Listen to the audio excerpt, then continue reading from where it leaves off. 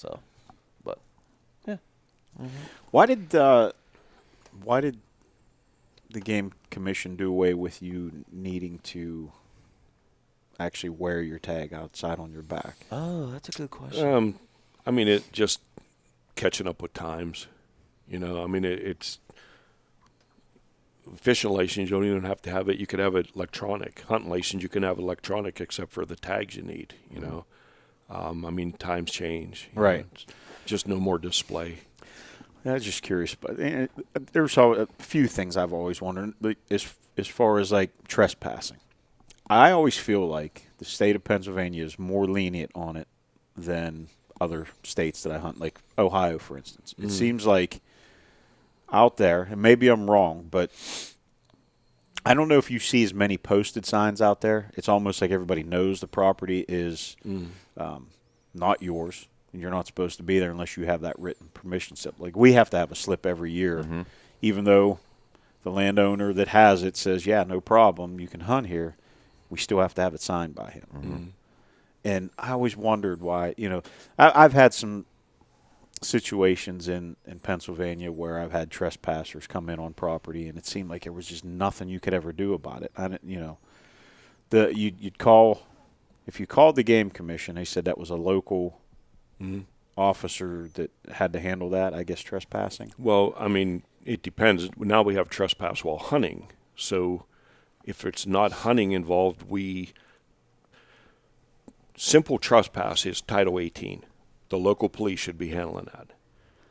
Now that we have the ability to do trespass while hunting, that's a little different, because when does most trespass happen? During hunting season. Right. Okay. Title 18, trespass, our laws in Pennsylvania are written very strongly. The breakdown is police don't want to get involved in it too deep because the magistrates don't understand it. So right away they go to, are there signs? So let me ask you this, your front yard. If I come out to your front yard and I set up horseshoe stakes in your front yard and I start throwing horseshoes, what am I doing? I mean, technically, if you didn't ask me, you'd be trespassing. I'm trespassing.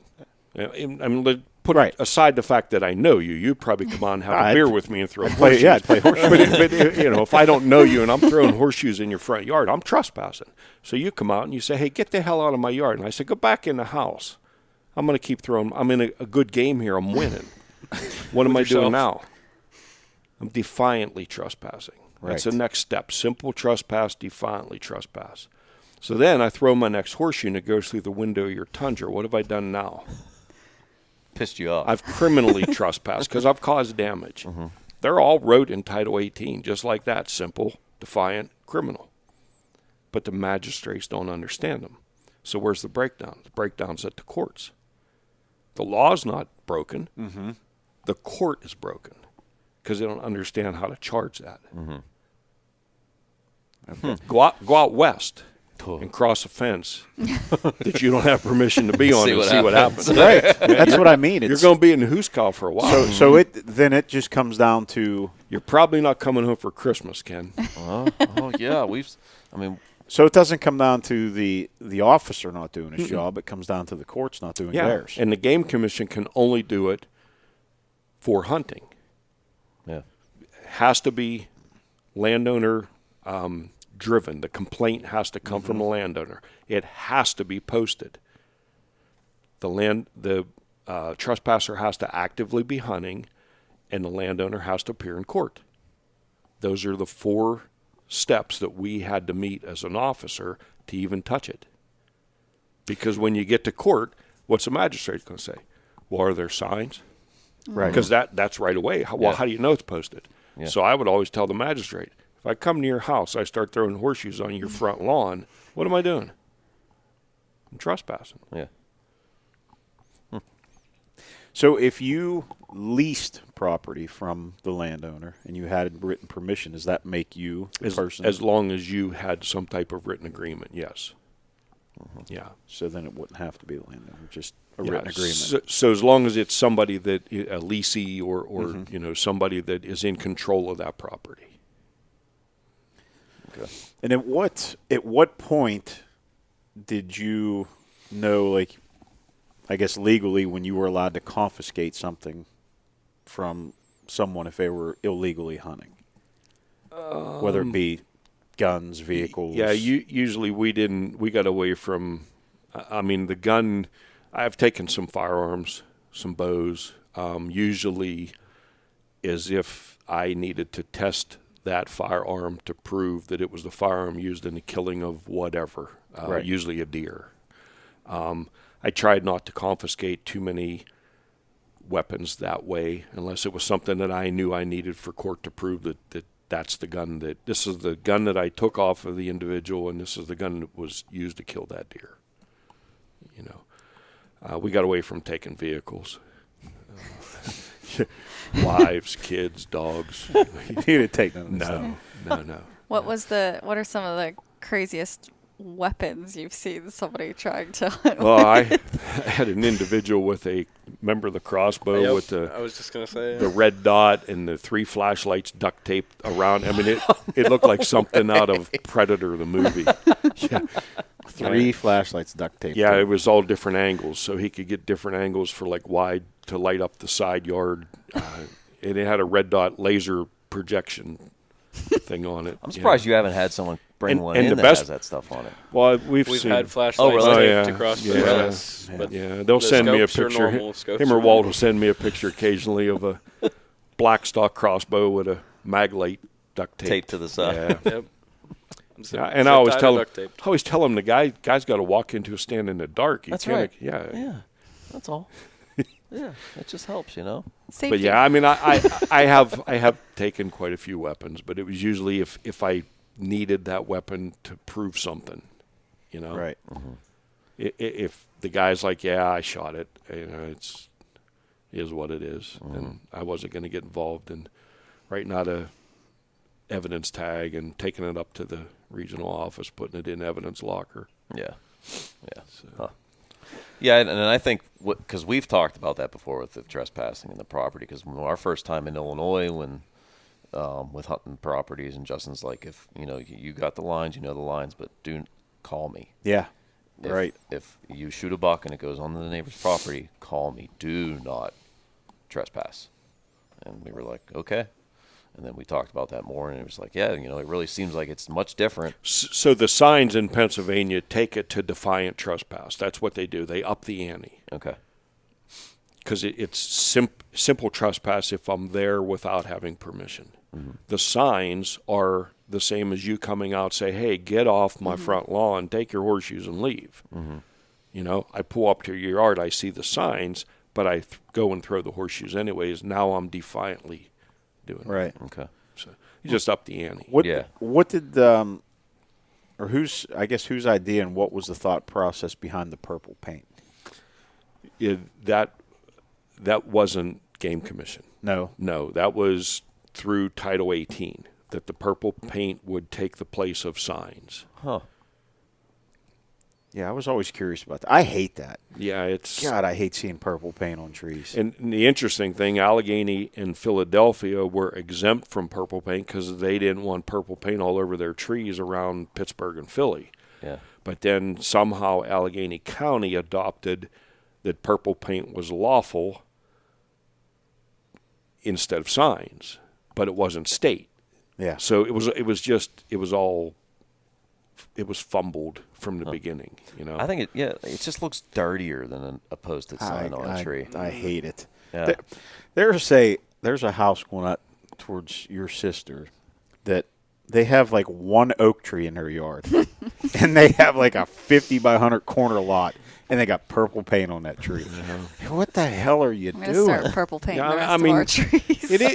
It's easier, and it does last a little longer than the yellow signs. The yellow signs are faded in 2 months. Right. You know? But, I mean, if you don't own it or know who does, don't go there. Yeah. It's not that hard, Exactly. you know. If you don't have permission to be there, just don't, especially hunting.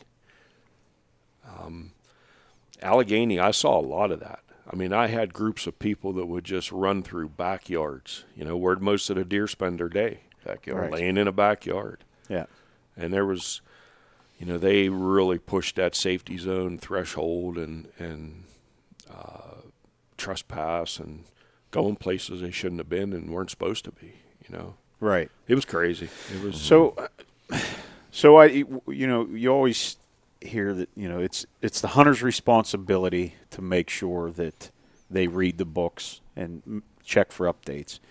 And there's things that I guess, and I think I've talked to you about this before, back to like the baiting. Have you ever come across cases where guys, I guess, could get in trouble for hunting next to bait, and even if they didn't know it was there? Or like, how far do you push to where, the question you're trying to ask is, what is the distance you have to be from bait to lawfully be hunting without hunting over the bait? Yes, but What if it's not your if bait? it's not on your property. So it doesn't work that way. But if it's not on your It property. doesn't work that way. So what we used when I was a game warden, before I retired, what we used for bait was case law, Com v. Sellinger. And Com v. Sellinger establishes the reasonable hunter standard of known or should have known that the bait was there. So you could be on the only deer trail and a quarter mile from the bait that's at that end of the deer trail, but you know the bait is at that end of the deer trail, and you know the deer that are coming past you are more than likely going to that bait. If I could prove the reasonable hunter standard that you knew all that, I could charge you for the bait. Yeah, because you and I So have had there's that no conversation. distance. There's so no distance. there's Which no, is why I would always stand in the corn and kick the corn around with my feet and ask the guy, do you have any idea why I might be here? Because how am I going to get to the reasonable hunter standard quickly? Yeah. When he says, you're probably here about the corn. Well, Your Honor, he acknowledged that I was standing in his corn. Yeah. So I guess the reason I bring that up is there was one particular property that I used to hunt, and you know where it was. It was in Rostraver, and it was a farm I had access to, but there was a farm next to it that he had all these signs up that said baited property. So now it clearly states that it's baited. Now, I don't know to what extent it's baited on the other side of them signs because it was his property. And you've never been there. And I've never been there. But I've seen the signs. Yep. But yet I have access to hunt that farm. So he's a non-hunter, and I'm a hunter. Was if he's he? doing that, well, Was he? I don't know that. I'm making an assumption. But let's just say that he was a non-hunter, and he was doing that. What about his buddies that hunted the farm? Well, Were they non-hunters too? no, we know they were. I guess what I'm getting at is, if let's just say somebody that is against hunting has property next to yours and they know you're a hunter and they want to be able to stop you from hunting, so they just randomly throw corn or whatever bait out there for the deer, does that now stop you from hunting your property because you know that they're doing that? So I would keep my distance from that. Definitely. If it gets to the point where you could get the Game Commission involved and look at hunter harassment, because what they're doing is knowingly and intentionally trying to harass you as a hunter. So it works both ways. Yeah. Huh. So I never thought about that. Yeah. and I've had that. I've had where the neighbor throws the corn out, throws the stuff out, and I just stay away from it. Right. And don't knowingly and intentionally hunt the deer that is going there, It's going to depend on the size of your property too. Yeah. Right. If you're a small lot, you're screwed. If you're a small lot, you're screwed. Yeah. I would call and report it and Yeah. see if there's anything that can go the other way. I mean, he's intentionally harassing you. Right. Yeah. Yeah, it's crazy. That particular farm, they hunted that farm. Yeah. Yeah, I found out after Oh, the yeah. fact, which I found to be absolutely crazy. They had all them signs up, Yeah. but hunted it. And they didn't get them signs from the Game Commission either, even though they looked identical to a baited area Game Commission sign. Yeah. Yeah, they were Copy they were and pasted. copied. Yep. There were some big bucks over that way, and that's why they did what they I'm did. sure. No, there were. Yes. I've seen them, and I think one of them hanging on a wall downstairs. Yeah. It's actually 2 of them from that farm. Yeah, 2 of them come off of that farm. But So, Illinois. Illinois. You guys came with Illinois with us last year. Yeah. We were covered up with deer in Illinois last year, but they were all dinks. Yeah. I mean, we literally never saw a buck over 120. Yeah, just the one, but he was too far. Yeah. Yeah, I mean, finally, it was next to the last day. Yeah. It was Thursday before we finally seen a good shooter buck, but he was 80 yards. Yeah. Our farm was just, it was weird. But Jeremy and James were on the other side of the tracks. We had split the farm. Actually, we split the farm with 6 people. There were 6 people total. But we all come in from a different position. But on our end, I didn't hunt. I was just there for hanging stands and backup support, make sure he was getting out of bed, make sure he was actually going to go hunting. But we split that farm with them tracks, and Jeremy and James saw shooters every sit on the other side of the tracks. But they had all the doe. We had 8 buck in the first 2 set, but they were all dinks. And none of them spooked. Now they'd all walk right past us. I'd look at them. Downwind. Yep. Yeah. Well, that's what I mean. Like, even like they'll come downwind. Like, we're used to here in PA, a buck comes downwind to you or even poking into Ohio, and it's gone. that's because she's washing her clothes in that true. stuff. That's why. You caught me. But it just never seemed. It was like they had more of a leniency to your scent if they caught it, or they just kind of, Well, the shooter skirted. The one that I would have said that you could have shot, it was definitely 140 or better. He knew something was up. Yeah.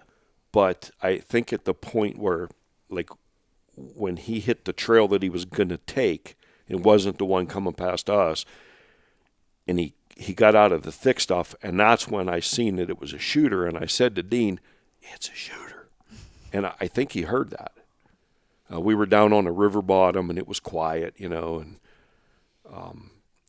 he kind of acts skittish at that point. He didn't want to have nothing to do with a grunt call or anything. He was going. Yeah. But the rest of them, they didn't spook at all. In between Dean's snores. Yeah. Absolutely. Yeah. Gets midday, and tether on that saddle nice. And you're sleeping. I found that out this year when I started saddle hunting. Yeah. Absolutely. You can take a nap in one of those things. Absolutely. As long if you got a seat, if you just have like a lock on and you have a seat, turn around, have it over your shoulder, and go to bed. Go to bed. I like, Which is why I was there, because now we had a set of eyes still watching. There you go. I had woken up at some point. Yeah. Some point. after 10 deer walk by you didn't see. Yeah. Wake up that night. It's just like, oh, shit. My first set in Illinois this season, I was set up in a tree in my saddle, and I had a tree coming up behind me, and it was on a slight angle away from me. And it was just a perfect lean. Yeah. Just lean right back. Yeah, I had my hanger on a spot in Elizabeth Township this year, and that tree was the perfect angle to where you could get leaned right back against it. And that was the open shot too, which is one of the most uncomfortable summit climbers there is. The seat's just way too small. Yeah. I like my Viper better because it's got the hammock seat. It's a lot more comfortable. Right. If you're gonna sit down and relax for a while, you know. You could really fall asleep in that. I hunted out of a Viper for. But yeah, that was the stuff that COVID changed. Like I was missing all that. I'm 57 now. How many more years am I going to get to go to Illinois? Right. Yeah. Right. So you would say then that since you've retired, I guess your hunting has gotten a lot better for you. Oh yeah. Well, I told you earlier I've let 30 legal buck walk past me this year. Normally I'd have shot the first legal one to come by because I had to, I had to get it done. Have time, yeah. I didn't. Yeah. This is the first year I've waited, and now I got one that's under my skin, and Still got some time. I'm looking forward to that late season. I love late season. It's usually my time where I shoot a lot of does. Yeah. We were just talking. We were all talking downstairs. The cameras these past few days. I've got bucks chasing does. on my cameras again. I Yeah, had it- to turn off my notifications today So on the did I. camera because Yeah. I was like, my God, I Yeah. can't get anything done. It seemed to turn back on last weekend. You know, Yes, it did. It's those young deer coming back in that weren't Yeah. bred. Yeah. yeah. Now that week that you guys went to, because we didn't make Illinois this year, Right. some stuff come up, but that week it turned off here, and it was dead. I went from seeing 5 to 8 buck a sit to 0, you know, and then it seemed like last weekend it come back around. So you went from the third week of Illinois, or third week of November to the second week of December now, and gestation's 201 days. It's not Yeah. hard to figure out, Right. you know. It's not, and it happens at different times. Yeah. So our peak fawning date was May 15th. Subtract 201 days. That's October 26th. Yeah. That's when it's coming. Yeah.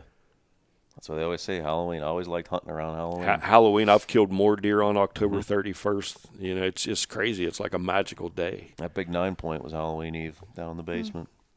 This like year one- I forced you to that take Unfortunately, the kids trick-or-treating. Dean, his girlfriend's birthday is Halloween, October October 31st. 31st. Did you tell her that's a day that you got to hunt? I've told her. You know, so this one here, stressed me out whenever. So You stressed me out. Years I ago know back. what you're going to bring. she was moving to South Carolina, and she chose to do this. I want to say the exact date was it November 7th? Oh, my gosh. I think. I think it was November 7th. You devil. Was the day that she was yeah. And the reason I remember this was because I had not killed a buck yet. You have to I remember, wanted- I did not grow up She hunting, was not a so hunter. I could care Yes. less. Her about sisters it. hunted. She could give a rat's ass less about hunting.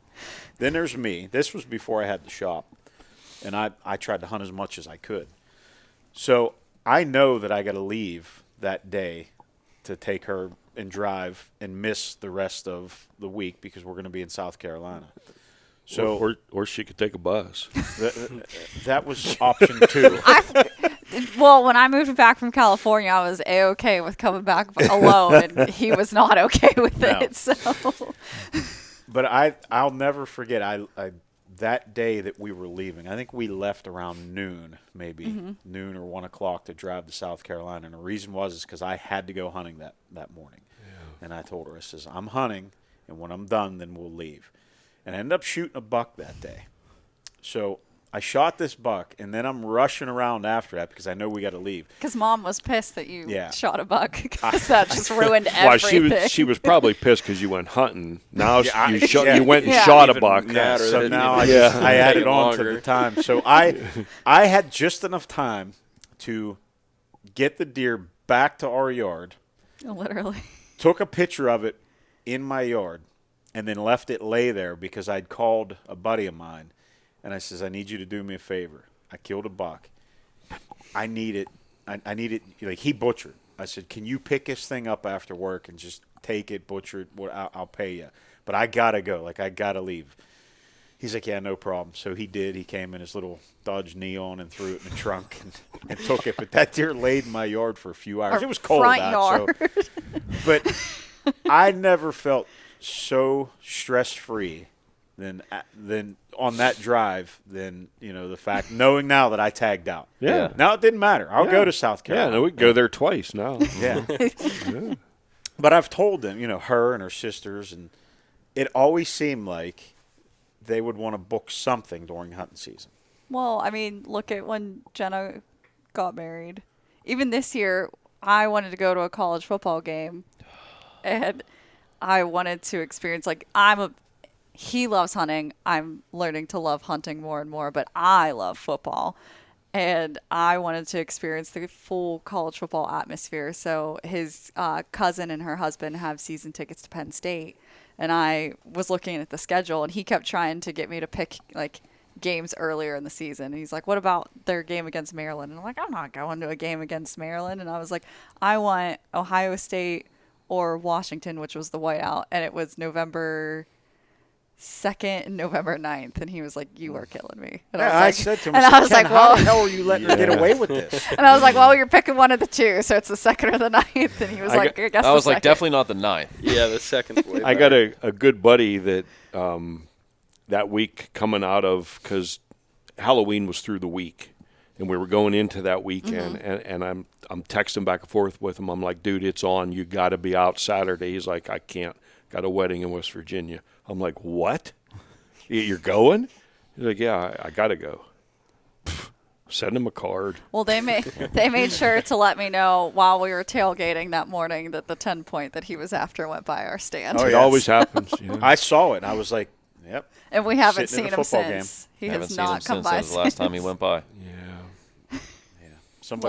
Somebody killed him over some corn. It's possible. I thought we had you broke of that when we went to 3D shoots last summer. Right. Like we were going to, She was out shooting half of us. Yeah.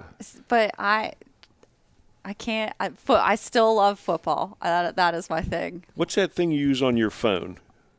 You watch all the hockey games and What, ESPN? well, whatever. Get her hooked up with that and a set of earbuds, and like she can sit in the tree stand, watch the game. Yeah, you could do that too. See, I'm shocked you haven't In the done that on stand, I Saturdays. won't. When I'm in the stand, I'm She's locked like- in. He's the one swinging around and getting his snacks out and playing on his phone and yeah. watching videos. And I'm like, what did you do? Like, I'm like locked in when I'm in the stand. I won't look at anything. I won't even check the scores. But if I'm not in the stand, I'm watching my games. We're gonna break you of that. Yeah, it's an attained skill. It's So, Dean, do you like it more now that he's no longer a game warden? You get to spend more time hunting with him. Yeah, definitely. I mean, in Illinois, that was the first time we hunted together since I was 15, and I still needed someone in the tree stand with me.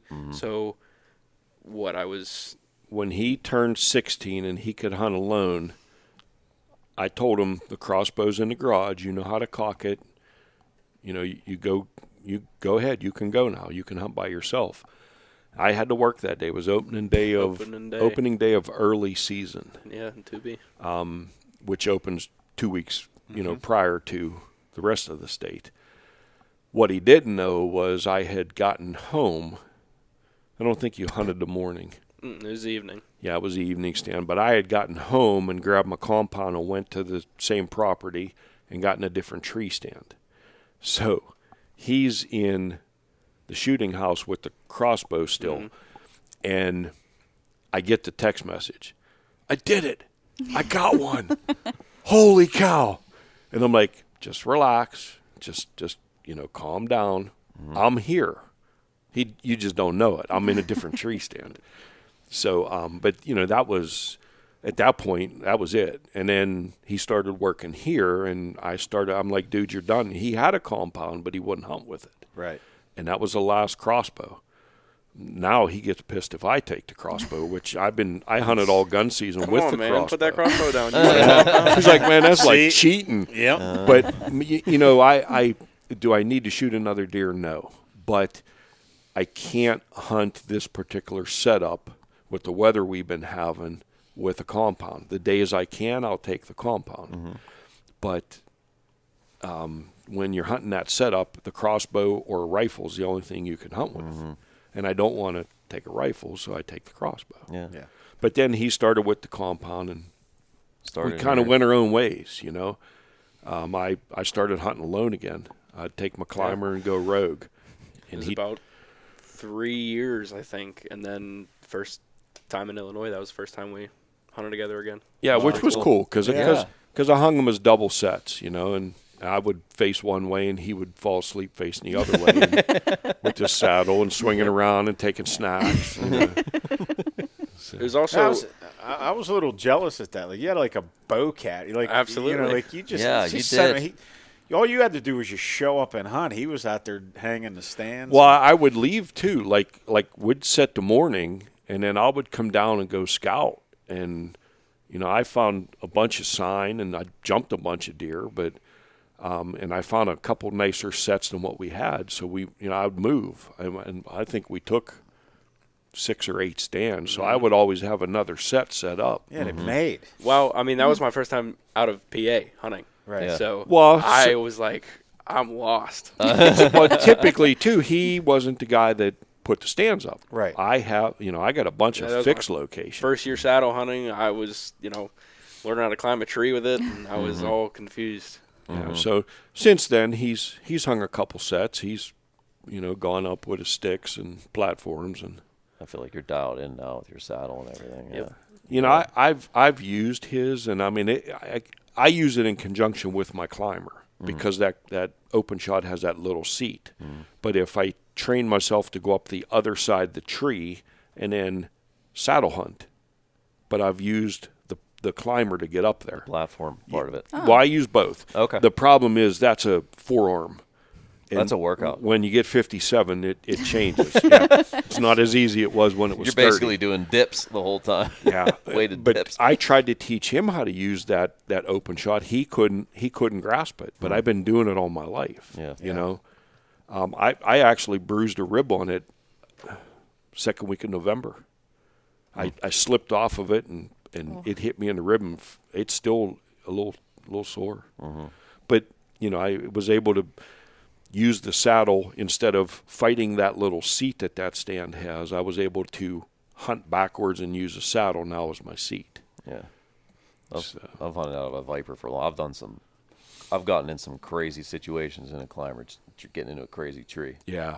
I'd have my one buddy looked at me. He was like, "How the hell did you get up there in that climber?" So I was like, "Don't worry about it." Sometimes the tree looks a lot straighter than what it is. Oh, till man, you get yeah. above that 6-inch crook, and Yeah. and you're up there, and you're like, "How the heck am I going to get down?" Yeah. That's like we were setting up the lock-ons. I You're was gonna standing on say, the ground like, you "What are- are you doing?" I was like, "Just wait. Some of his setups, I'm like, are you trying to kill both of us? like, what are you? Just have patience."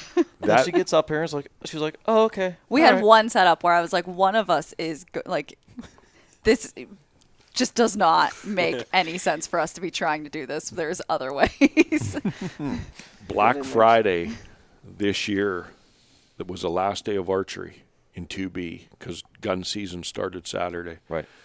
I hunted Friday morning in my climber, and it was so cold. I couldn't tie my bow back on the string, and I'm like, how am I going to get out of this tree? I'm not going to be able to. I mean, my hands were froze. Well, when did we go? We went to Sunday. Yeah.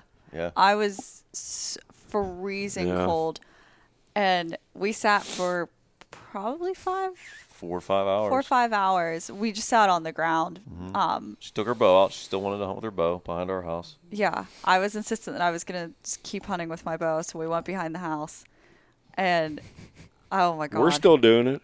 Yeah. Yeah, we're. But I'm just going to flat out tell you, if it's too cold, I don't hunt. He's never if shot. it's raining, I don't hunt. He's never shot one with a gun. He's like, it's just. No? yeah. They've all. They've And it's all. what I'm comfortable. The bow is what I'm comfortable with currently. But we were, my hands and my feet get cold really, really fast. So at one point he was just like, "Why don't you go do a lap?" Like, so I walked up out of the woods up to the yard and back down, and that got my feet warm for a little while. But we had seen a doe like skirt up into the yards, and eventually we were just like, "It's about to get dark. We're cold. We're just gonna walk up." And I'm walking up, and I can barely even hold my bow anymore. My hands were so cold, and he stops and turns around and just takes it out of my hand, and we just walks away. And we got up in the yard, and the doe's standing there, and I'm like, I couldn't have thrown my bow at her if I wanted to. My hands just were not working any longer. So I'll give you the biggest tip, and I gave it to him, and I gave it to my daughter. My daughter was never really a hunter. She went out a couple of times, but I always tell her and him, it only takes a second to change your season. You just have to be there for that right second. Yep. Think of every encounter you've ever had with a deer. How long does it last? Seconds. Seconds. Seconds. Yeah, you got to be prepared. It literally, it's seconds. Yeah. And I tell him all the time, he likes to hang his bow on a hook, or he likes to not keep his bow ready. And I tell him it's going to bite you. It's you got to be ready because that second can happen. I'm really so quick. regimented, and I think through everything. Like I will Well, you have to. overthink Yeah. everything. I'm like, this I'll move things 10 times because I'm like, oh, it's a little too far away. Like, I'll ask him, and he's like, it's fine. And then I'm like, it just sits there and bothers me. And I'm like, nope, I got to move it. I got to change it. Like, I'm just, like, constantly thinking everything through. Your on OCD. It. Oh, yeah. You're taking a lot in for your first. Yeah. You have, I should say, taken a lot in for your first season also. Yeah, I mean, I'm comfortable going. I've gone behind the house by myself with my sticks and my platform, and I've been able to, figure out a good tree and get set. Like, I'm comfortable by myself, not walking in and out of the woods by myself, but I'm comfortable being in there by myself. Scared of the dark. You're scared of the dark. I'm scared that I'm running out of there. He's like, like behind our house, I'm getting more and more comfortable. I'd probably be okay. It's not that far, but when we hunt we hunt other places that are just deep in the woods, and I get down first, and he's just taking his sweet time getting down, and I'm just standing there. I've hunted. I'm like, dude, I'm going to get eaten by something down here for sure. And then we're just like, he's Dora the Explorer around the woods in the dark. And I'm like, I'm going to kill him.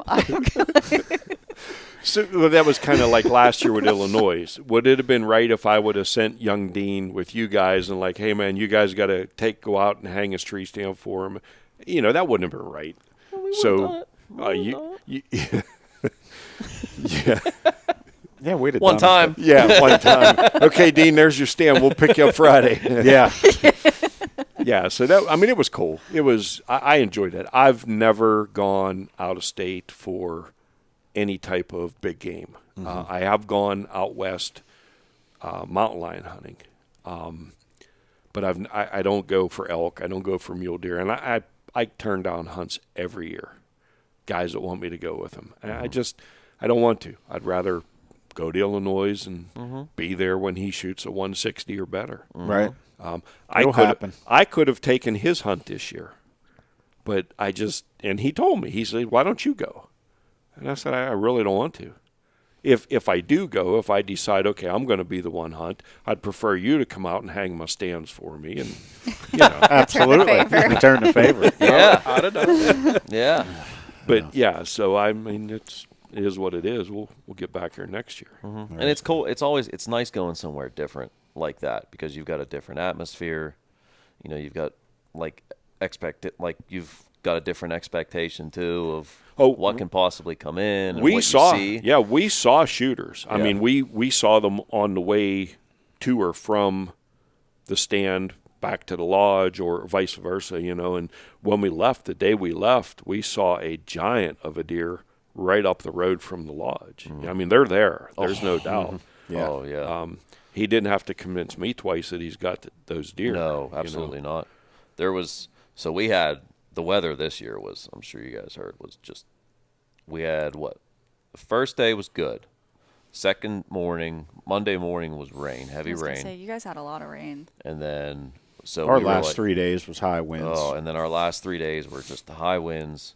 So I think the one 45 mile an hour gusts. Well, I drove out there. Oh yeah, that's right. Oh, that's right. You I guys was had north. went out and I picked was that truck up. I was by myself.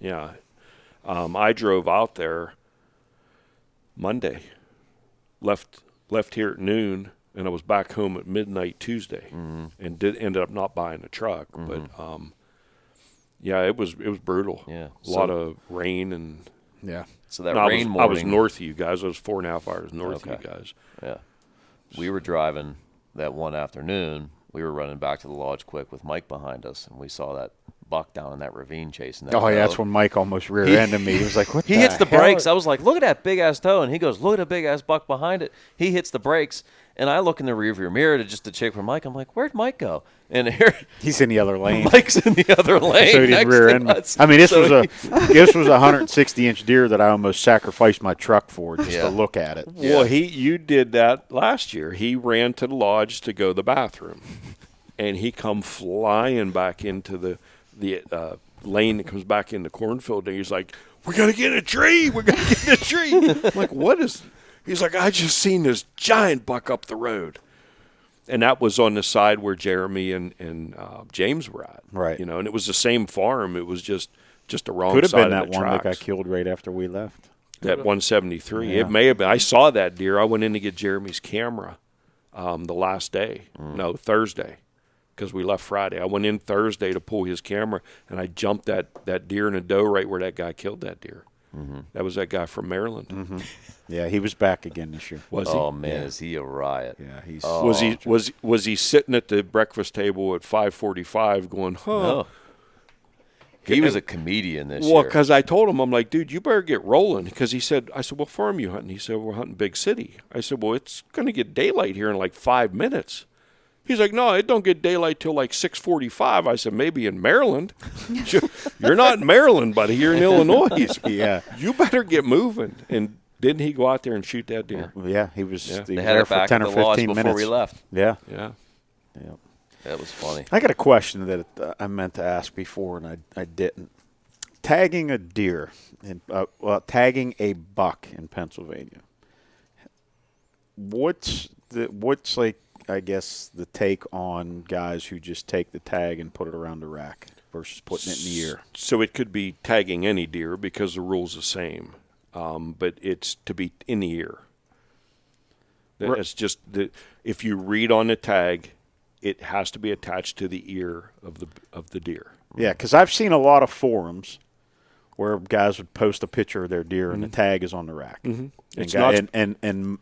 people would just shame them for it. And I mean, I'm guilty of putting it on the rack. It's not supposed to be on the rack. But so the biggest story you hear is I didn't want to cut a hole in the ear because I'm going to get it mounted. Well, you really need to search for a new taxidermist if you can't fix a hole in the ear. This is true. Yes. That I've take zip ties and I'll zip tie it to the base of the ear where it's smaller, and I'll just crank it. Yeah, so I started zip tying, but I would roll it, like put it in the ear and then put like a bunch of zip ties around it and the ear. That's what I did. I don't know, but I did put it on the rack before. But if you ever come across guys that did that and just told them don't do it, like you can't. Yeah, I mean it's supposed to be in the ear. It's supposed to be attached to the ear. Yeah. There's many reasons why it should be attached to the ear and not the rack. If you attach it to the ear, it typically is going to get crumpled up and look like a used tag. If you put it around the antler, it could be a tag that maybe you could take off the ink and reuse it again because it's not crumpled up and smushed. Yeah.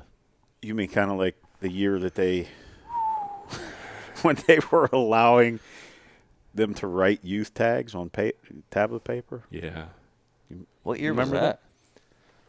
What year was that? That was I think it was pretty short-lived, but interestingly enough, if you lose a tag, the proper method of tagging that animal is to fill out a paper tag with the information that's on a tag, not borrow someone else's tag to put on a deer. Can get you in more trouble. But I mean, if you lose your tag, that's what you're supposed to do is make a homemade tag with that information, put it on the deer. Now you've at least tried to lawfully take possession of that deer.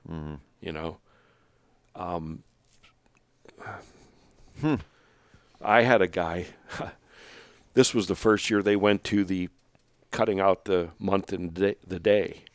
And I'm in a butcher shop, and he has a buck laying there on the floor of the butcher shop, and he's just pounding me. But you know what they ought to do? They ought to do just like the Western states do. They ought to make you notch him. And I looked at him, and I looked at the butcher, and I looked at him, and I said, give me his tag. He handed me his tag. Now, it was filled out, but he didn't notch it. So I grabbed him. I come over to the cooler, and I took my knife out, and I said, I'm going to help you out here. Watch this. November 27th. How's that? And he's like, well, I didn't know that was a requirement. I said, they just started it this year. yeah.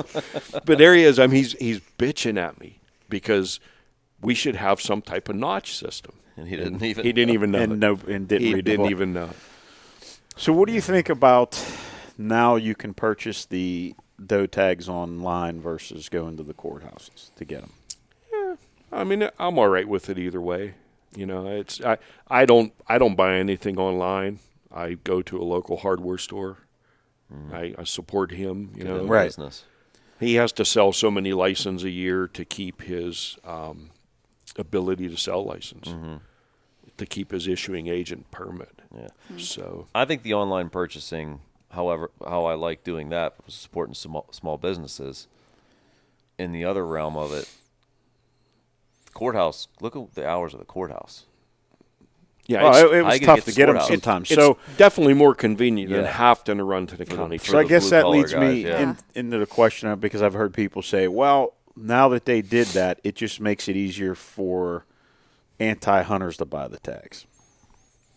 Now, I do know that since they've started that, this is the first time I can ever recall the state running out of tags completely, like in 2B. Well, we've 2A. run out. We've usually run out later.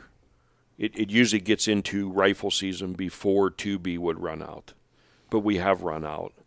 But we ran out in archery season. Right. Yeah. So I guess the new process is probably just making it easier for people. It's just easier. So, you're limited. You cannot have more than 6 until you use and report at least 1 or more. Then you can, you can only have up to 6 antlerless tags. Okay, so if you can only buy 6, then there's no way somebody's going out there. There's no buying way. like No, 10,000 they're of not. them. They're not. Right. And if they have that much money, Thanks for supporting the game. Spend your money on something better. Yeah. I think that's as vicious of a rumor as the Game Commission stocking coyotes. I honestly, I don't think anti-hunters are buying tags. Yeah, I don't think so. Right. Do I think that maybe hunters are buying their 6 tags and only using 1? Possible. Mm-hmm. Maybe maybe their area doesn't support or have a lot of deer, and they feel that's their way of protecting that many more deer. Yeah. But anti-hunters, no. I mean, they'd have to take hunter ed Hunter ed, because it's yeah. unlawful to buy a hunting license without having hunter ed. Right. Even if they buy a mentored adult hunting license, they can only buy 1 doe tag. So they'd have to take hunter ed, buy a regular hunting license, buy 6 doe tags to do what? To protect them? Yeah. Yeah. Yeah, it doesn't make sense. Yeah.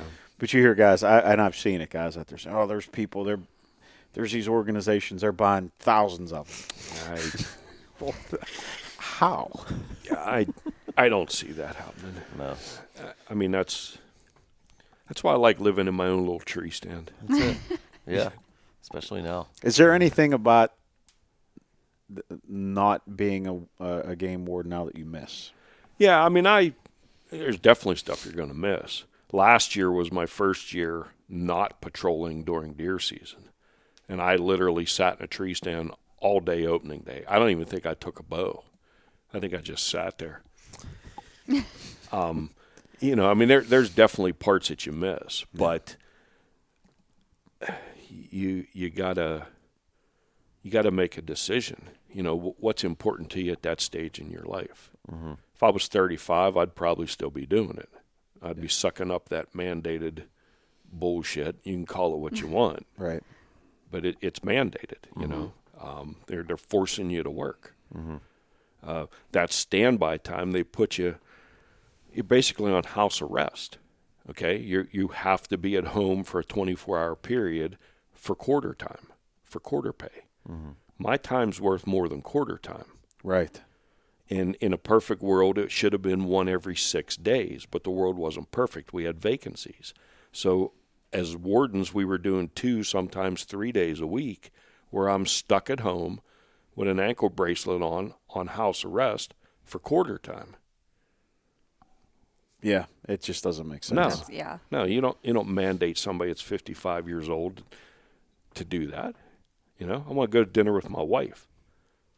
I want to Right, you would I think want to if you're split firewood. I Right. want to cut my Yeah. grass. Yeah. You know. I don't want to sit on the couch with my phone. if on you're my going to be lap. mandated, it Yeah. shouldn't be for quarter time. It should be double time and a half. Well, it was time and a half once you got called, but we were also covering from Mill Run. There was nights that I was running from anywhere from Pittsburgh to Mill Run back and forth because you were the guy on standby. So now the other wardens don't have to take a call out because you got a standby guy covering it. Yeah. So you get screwed for that 24-hour period one way or the other, Mm-hmm. whether it's quarter time or whether the phone don't stop ringing. You know? So I don't play games. No. The other big topic that I hear down here in the shop, and then you read about online too, is the transition for opening day of rifle from Monday they made that move to Saturday. Yeah. That seems like it's been a hot topic. I love it. Yeah. I mean, even when I was still working, any opportunity that you can get more people in the woods is a good thing. Yeah, Whether, I agree. I don't care I if feel it's the same way. Saturday or Sunday or Monday or Wednesday. It doesn't matter. Right. That extra day to have people in the woods. Absolutely. Now, as a warden, what'd that mean for you? We had to work 3 consecutive Sundays with opening days in between. Opening day of bear, opening day of deer. I mean, think about that stretch that you had to work as a warden, you know? So it stunk, but there were more people in the woods. Yeah. Right. There was a guy in here, he was complaining. He's like, I wish it would go back to Monday opening day. You know, I'm just call me old school, but I wish it was Yeah, back people to have Monday. their reasons. You I think it seems when I've talked to people about it, a lot of them were northern hunters that had camps that it was just tradition. tradition. It was the tradition of it that they, they They had would go- Thanksgiving they would- dinner they- and then they would go up leave and they would on go up Saturday, there and- sight their rifles in. Right. Yeah. Yeah, that was. I think that's what it was more about the tradition for them. Whereas, for me on the other side of it, I see it as, you see with just sports in general nowadays with kids.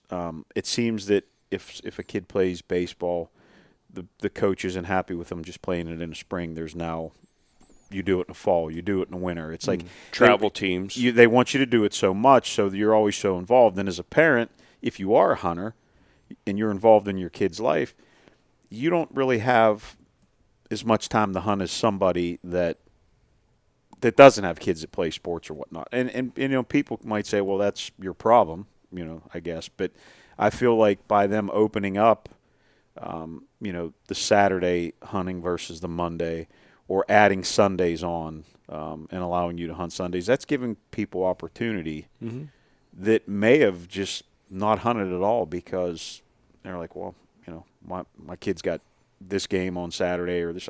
I can't do it. So, I don't know. I think it's better, and I think it's better for, business. And as an archery shop owner, I feel like there's probably more people buying things because there's we more can hunt opportunity Saturday to now. hunt. Yeah, for that opening day. And I think the diehards are gonna, the diehards will find their ways around. Like me, if I can't hunt all the Sundays in Pennsylvania here, I'll just go to Ohio. I can hunt them there. I don't know. One of the other big complaints you'll see on Facebook or social media is the bear seasons. Our traditional rifle season, the kill has dropped for those 4 days, Saturday, Sunday, Monday, Tuesday. And what you don't take into consideration is all those opportunities prior with bear archery, bear muzzleloader. They're taking a lot more bear in them seasons. Now, guys will argue they're shooting the pregnant sows, they're depleting our population. Well, we typically would harvest anywhere from 2,000 to 4,000. High on end is 4,000 bear. But all that more opportunity is what those guys are taking advantage of. They're taking a lot more bear earlier in the year. Right. Are they killing more pregnant sows? Probably, because those sows typically would be denned up come traditional bear rifle season. But they'll manage that. They'll take it over years and look at it, and if it's something that they're getting a lot of sows coming in that were pregnant, then they'll adjust it. Right. They'll shorten some seasons here and move it later into the year. And Right. here in 2B, we can, if you have a bear tag, you can kill a bear from the start of archery till the end of rifle season. That's why I bought a bear tag. Yeah, Dude, I've never bear hunted. I've never gone. Well, I've gone in Saskatchewan, but in PA I never have. Because to me, it's like hitting a freaking scratch-off ticket. I just have never been able to bring myself to say, okay, I'm going to go sit out there in the woods and look for a bear when I feel like I got a 99.9% chance I'm not going to see one. I was a diehard with my dad. We went every. I've killed 2, 95 and 2000. Both of them up above Game Lands 42 above Ligonier. But it's like 1 in 1,000 chances. Right. Oh, yeah. My it's one of my fond memories. We don't do it anymore. Is going up to, we had like a camp up at Elliott State Park, My grandfather's friend had one of those like 99-year leases up there, and we would go up there every bear season up on the weekends, and I always looked forward to that, hanging out at that big camp that he had that he built. It was oversized, but Yeah, watch Facebook. Watch those groups, the guys that do good. I mean, they got 15 guys and they're killing 7 bears, but they're putting the work in. Oh yeah. They're not just going out and sitting in a thicket somewhere, Right. or on a mountainside. The both bear I killed, I was by myself. Guess what I was doing? Driving for other guys. yeah, Yeah. I mean, you got to put the work in. It's a lot of work. it is. Now, I'm not saying that you can't get lucky and be out by yourself and have a bear come wandering by and kill it, but the guys that do organized drives and put the work into it are the guys bringing those big numbers in. 15 guys, and you take 7 bear out of the 15. Yeah, it's impressive. That's So they put some work into it. Yeah. Right. So There was a couple areas where we hunted up there. It was a 4-mile run camp association. They made a triangle, 4 miles, a triangle. And they was like, because we would just kind of wander off, and they would be like, oh, if you get lost, just keep walking. You hit a road. That's true. And then there was an area in the middle. It was the most gorgeous area to sit, but it was always, they were like, you see a bear in there, don't you dare shoot it, because it was impossible to get down in there to get it out. And they said, and if you do, you better be ready to go run and buy cases of beer.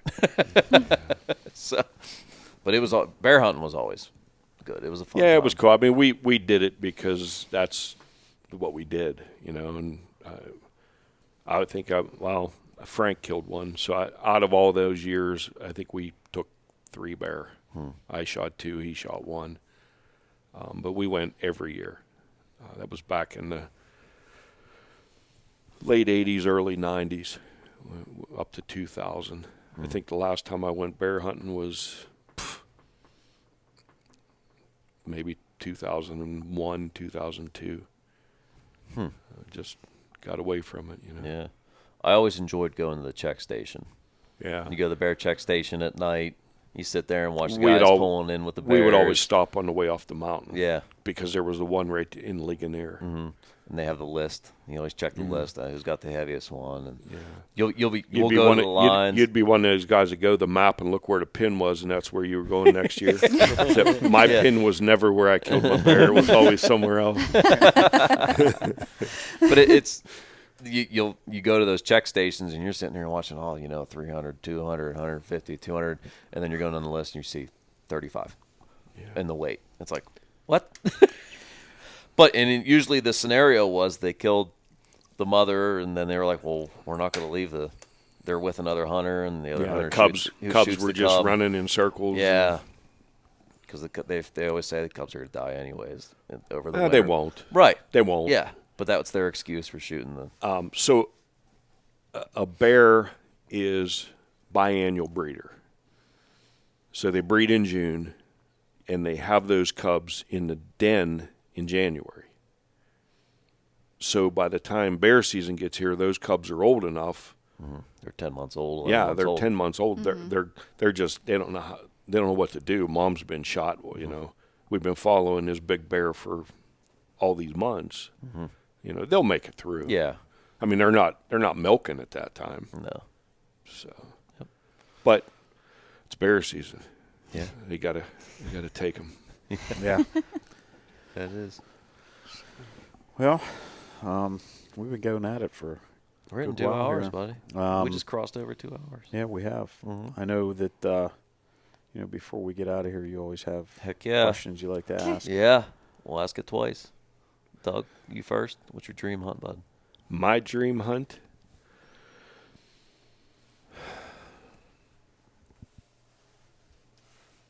I really don't have one. No? I don't. The next one. The next one. Yeah. I honestly, dude, like when I get my head wrapped around a certain deer, even like what I'm in right now with this particular deer, I've made my mind up. This is the one. If I don't get him, I'm not shooting a buck. Yeah. And every day just leads to the next day. In the last 2 days, I haven't seen a deer from stand. But I know he's there. I know he's on that property. And tomorrow morning, I just might get that picture, and I'll be at work and foiled again.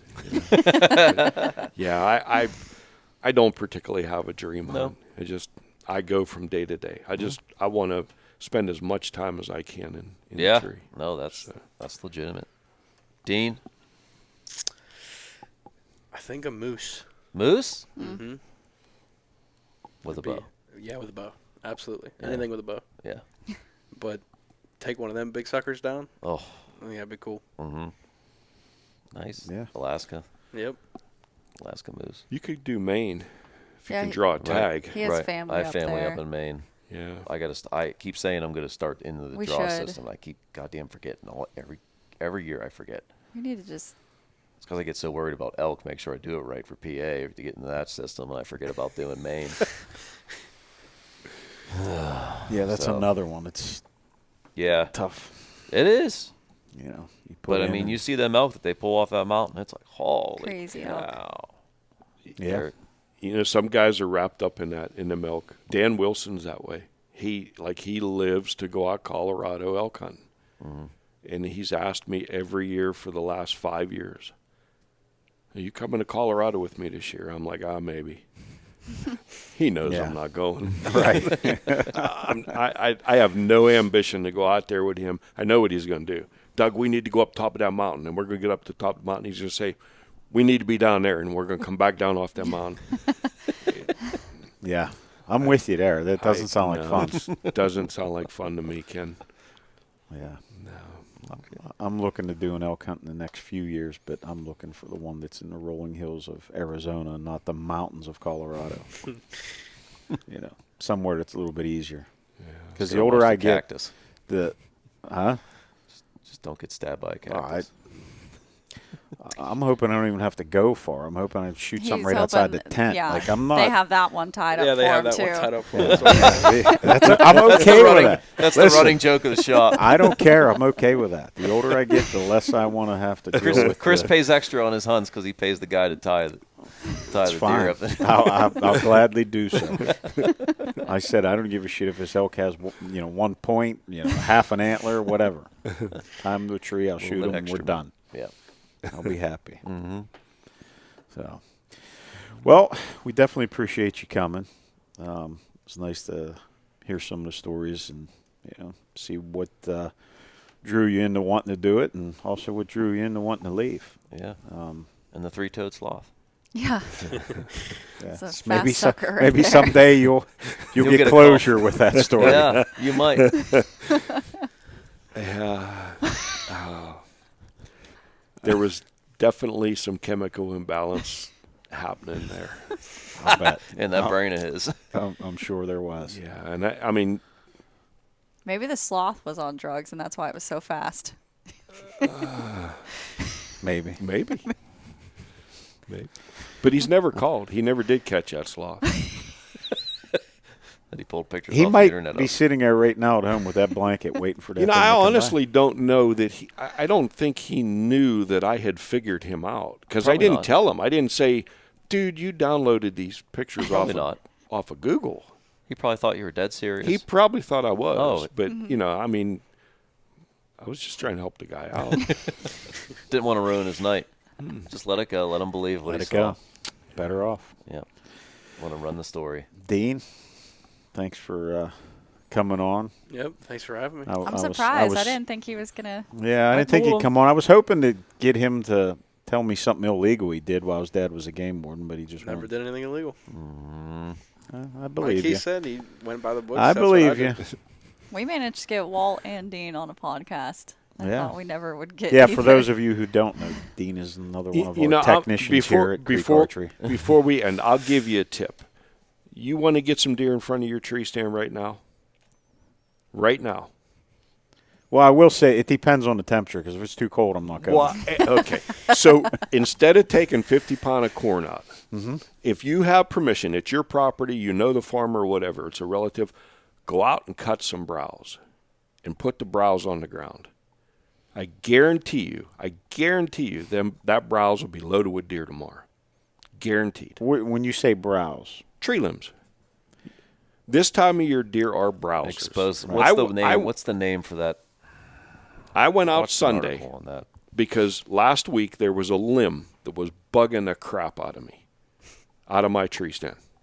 OCD. It was bugging. It had to go. I make him cut limbs for me all the I time. cut that limb down Sunday, and I put it over to the side of the little plot there by the tree stand.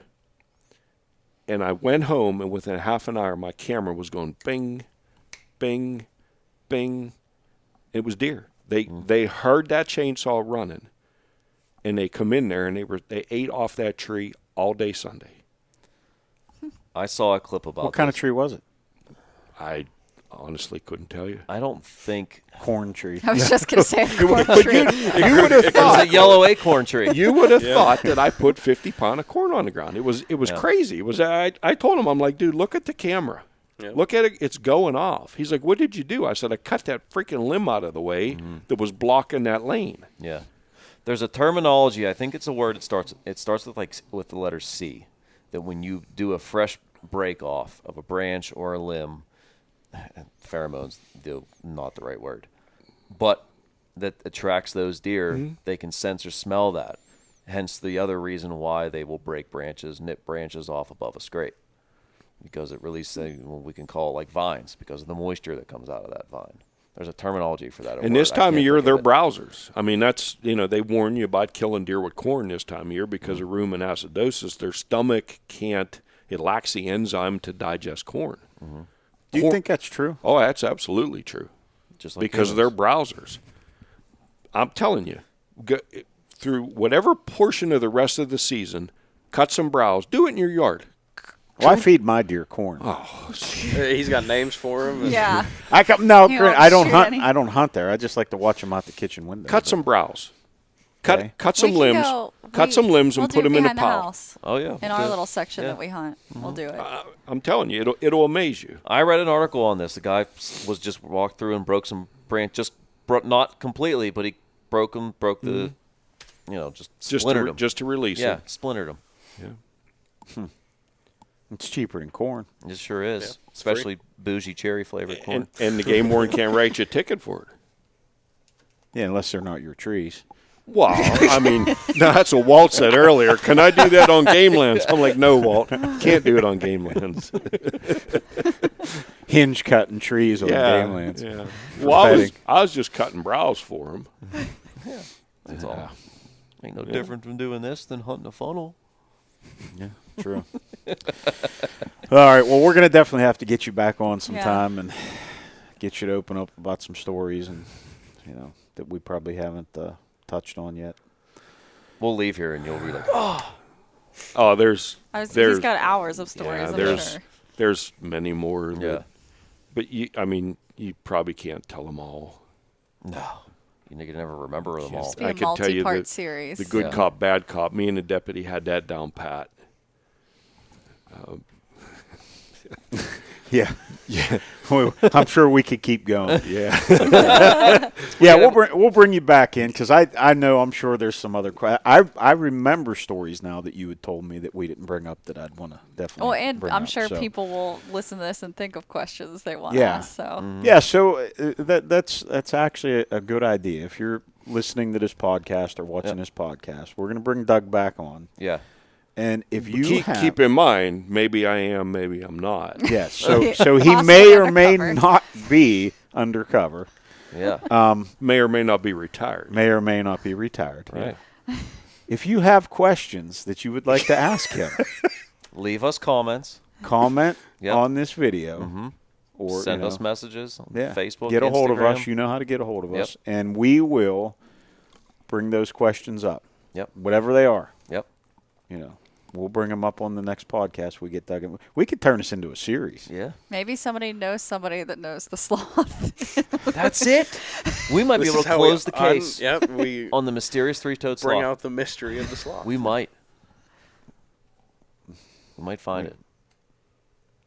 I don't think Doug wants to find it. he doesn't want to close that case. He doesn't want to talk to that guy anymore. All right. Well, thanks again for coming on, Yep. Dean. Thank you for all that you do for Creek Archery. Yep, I love Appreciate it. it. Absolutely. Thank you for putting up with him. Yeah. I try It's a my tough hardest. job. Yeah. Thank you for pointing that out. Just had to let him know he's appreciated. He is. He is definitely appreciated. So, yeah, I will see Saturday. And Yep. The rest of you guys, I'm not sure when. Ken, I think we're gonna Saturday? we're gonna head on to Sunday. Ohio Sunday. Mhm. Get some cameras up. Am I Megan, off work on Saturday then? You give me the day off. What? Sunday we're you going. No, but you said you weren't sure when you were Oh, going to see us again. I just wasn't sure when I'd see you. Well, I work for you on Saturdays. Oh, okay. So. Oh, you actually work for your mother, not me. I work for her too. So yeah, then I'll see you Saturday. Then Sunday we're gonna head out and Head out to the lease, change some batteries, see what's going on out there, and get then ready for next week. hopefully Following weekend. Yeah, hopefully we'll be ready for the second gun season in Ohio. Second and boomstick season. Doug, good luck with that deer you're trying to get. Hopefully he shows up. Yeah, there's some season left. I got a couple days of this week, and then take a break for a while. Then after Christmas, so Time to hit it again. yeah, we'll hopefully he's still around. Yep. Absolutely. If it's my type of luck, he is, but he'll show up with half rack on, or 3 points busted off. Yeah, get whacked by a car on the road. Something. Yeah. Yep. All right, guys, we're going to get out of here. Thanks again. Yep. Thank you, everybody, for listening and watching. And don't forget, send us your questions. Yeah. Yeah. Comment. Send us messages on your questions. All right. Get We'll them back talk to you on. guys later. Yep. Take Thanks, care, everybody. everybody. We'll see Yep. you. Bye.